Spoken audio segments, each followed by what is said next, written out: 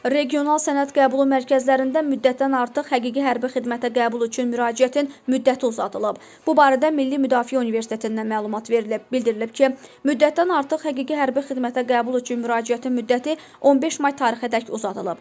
Namizədlərin regional sənəd qəbulu mərkəzlərinə yaxınlaşaraq sənədlərini təqdim etmələri yetərli hesab olunur. Sənəd qəbulu mərkəzləri Gəncə, Sumqayıt, Lənkəran, Mingəçevir, Quba, Ağcabədi və Şirvan şəhərlərində yerləşən Dövlət Məşğulluq Agentliyinin məşğulluq filiallarında və xidmət şöbələrində, Bakı şəhərində isə Milli Müdafiə Universitetinin Heydər Əliyev adına hərbi institutunda fəaliyyət göstərəcək.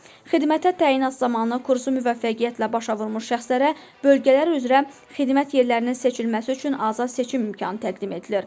Qeyd edək ki, müddətdən artıq həqiqi hərbi xidmətdən hərbi xidmət keçmə haqqında əsasnamənin 156-cı maddəsinin E bəndinə müvafiq olaraq ehtiyata buraxılmış hərbi qulluqçuların və məhkumluğunun ödənilməsindən asılı olmayaraq məhkum olunmuş hərbi vəzifəlilərin kursa qəbul üçün müraciət etməmələri xahiş olunur.